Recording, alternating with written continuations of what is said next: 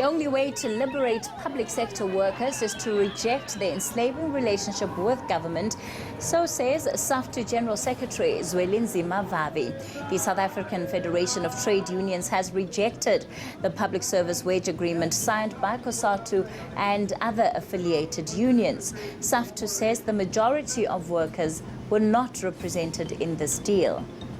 Well, are unions making life in the public sector more difficult? Is the emergence of new unions contributing to labour unrest and instability?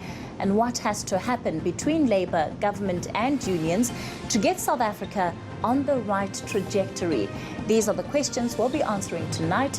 I'm Kathy Mutlahlana, and this is our nightly look at South Africa under the Ramaphosa administration. You're watching As It Happens.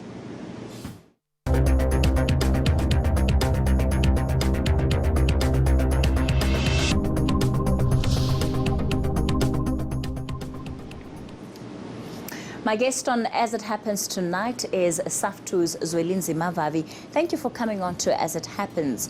One of the things you've done is outright reject this wage offer that has been signed by Cosatu, Fedusa and other affiliated unions when it comes to wages in the public sector. Why? Because it enslaves workers into a permanent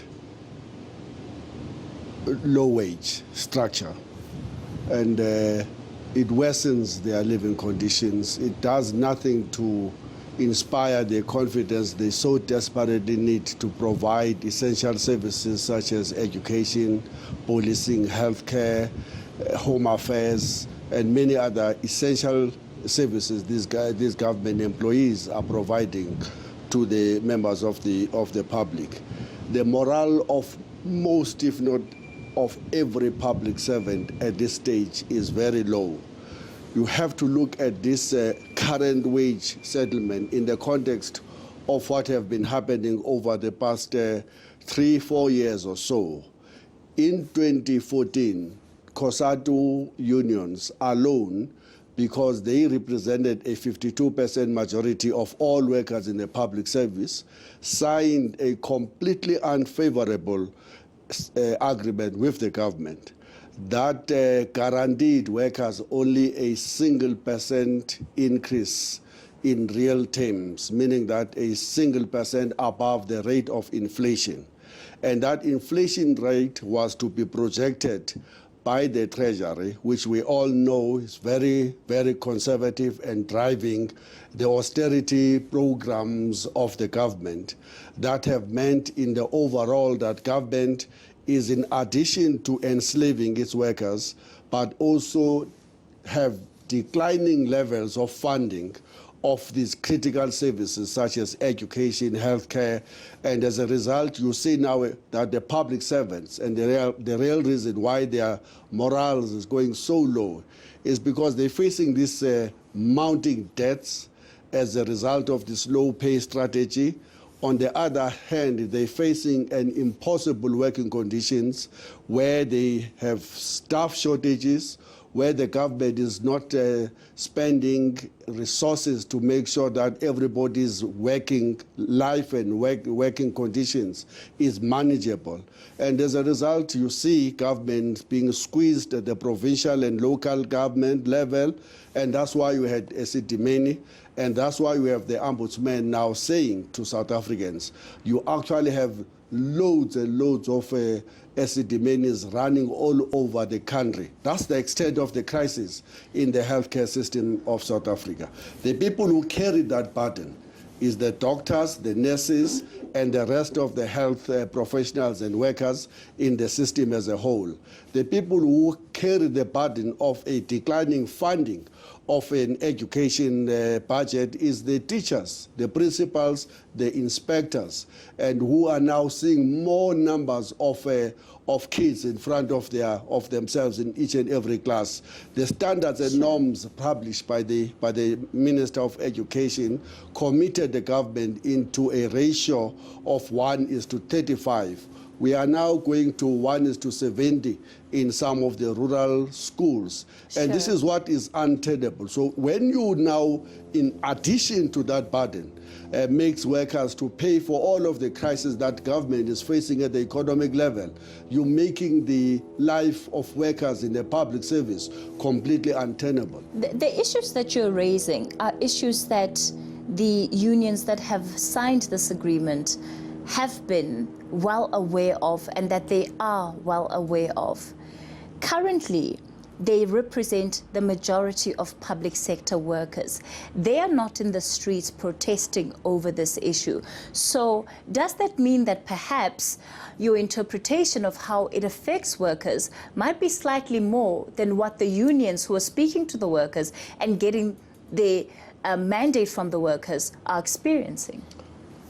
Workers on the ground are teething with anger. They feel that they have been betrayed. They feel that the agreement that have been signed by the Cosatu unions was signed behind their backs, and when they were actually giving all of their leaders a mandate to go to the streets instead of signing yet another 3-year agreement that will keep their wages so low and which will make their wages not to be able to compare with the rising standards of living as a result of imposition of the VAT, of the sin taxes, rising levels of petrol, diesel, paraffin, and gas prices. And life is getting very, very hard for ordinary workers. But one thing, and this is the crux of the issue, and the crux of the point that makes Saftu to say, as long as the public servants themselves are happy to belong to unions that are sharing the same bedroom with their employer, then they must accept that this is going to be a permanent feature in the relationship that they have with the employers, basically. And that's part of one of your main challenges currently as a union. It would be because obviously in that space it is a fight for hearts and minds and literally for members, and so it is within your interest then to highlight the extent to which workers are being burdened. But if the majority of those who already belong to unions say, well, it may be tough, but we're going to stay committed to Cosatu, we're going to stay committed to FEDUSA, does that limit the extent to which the issues you're raising can be taken seriously by the state? The reason why Cosatu imploded and the reason why they had to dismiss the likes of myself and the loads and loads of hundreds and thousands of other workers who were beginning to question the logic of the alliance and were beginning to ask pertinent questions about the relevance of the alliance at the time when the material conditions of the working class as a whole were simply deteriorating was at this issue, amongst others. The relationship between a trade union movement and an employer can be a cozy, sweetheart type of a relationship. Otherwise, the people who are bound to be impacted negatively about that is the ordinary workers, as unfortunately that's exactly what this wage agreement means to them as we speak. So that's why we're saying it is up to you guys. If you're happy with the deteriorating standards of living, continue, stay in your alliance, but we think that you're going to pay. The reason why Saftu have to rise was to fill a vacuum. There is a vacuum. Workers out there are crying out for an independent but not apolitical trade union federation, a truly democratic worker-controlled, a truly campaigning, fighting trade union movement that is not compromised in any way by any kind of relationship that will impact negatively on workers themselves. It sounds to me that there still is a bit of convincing that you as a union have to do with regard to the public service workers, because if indeed they felt that you represented all of these things you've just spoken about, they would be on your side. They would have dropped Cosatu even before the signing of these agreements. They will learn the hard way. We made the call on them that the Cosatu they think exists died some several years ago. It doesn't exist now. They should know that the Federation of Elijah Bakhai and Jay Naidu, John Gomomo, and many other stalwarts that put their lives in building doesn't exist, have been stolen by the middle class and by the ruling elites in society, have been totally captured. And workers who are toying in the streets now against this wage agreement will find out that actually the power have been taken away from their hands, and the power now resides with the leadership that is just only about cultivating their way into parliament next year, into cabinet positions next year. The interest of workers come right at the end in terms of the mindset of the leadership. Is so there a possibility? This agreement is such an education to every worker in the public sector.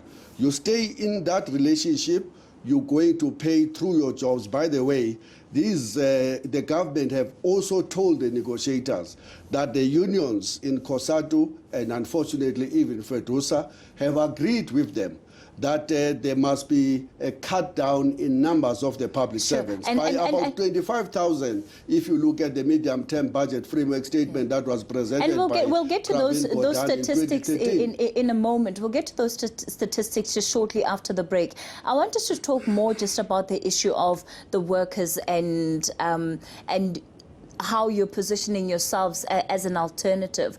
You're going to be embarking on roadshows, as far as your statement says it, trying to raise awareness amongst workers around what this new deal means for them going forward. To the extent that you're having to go in terms of almost raising a level of consciousness or awareness and maybe even experiencing some reluctance, do you think that public service employees, even though they might be looking for alternatives, do not necessarily think that you are the alternative they're looking for? Time will tell. We are only 13 months into the arena now. We believe that we are representing fresh ideas. We represent an experience. We were in that alliance ourselves. We backed and backed. We put up documents after documents. We convinced everybody, sometimes in conferences, only to lose the battle at the level of implementation by the government. And let's be honest, in our view, the alliance between the ANC and the trade union movement should have ended in 1996. We can say that now with the benefit of hindsight. The day that the government announced a neoliberal document called GEAR as an economic strategy going forward that made a commitment into a slim state which could only be achieved through slaughtering of jobs of public servants, and a government that was committing itself into a fiscal and monetary policy that was going to reduce the levels of movement of cash outside the borders of the money that we so desperately need to build industrial base of South Africa, a fiscal policy that was going to lighten the burden on the shoulders of those who can pay more taxes and shift it into the shoulders of the poor, as it has just happened on the 1st of April with the 7% increase of VAT. At that moment, we should have said, thank you very much. You keep your government. We are walking away to fight in the streets against this neoliberal program. But of course, it's always easy to make statements like these in 2018, whereas the very organizations and policy frameworks that you are criticizing today, for a long time, you were part of the alliance that signed and stamped these agreements. But certainly, I take your position on the benefit of hindsight. We'll continue with Zwelinzima Vavi on As It Happens in a moment.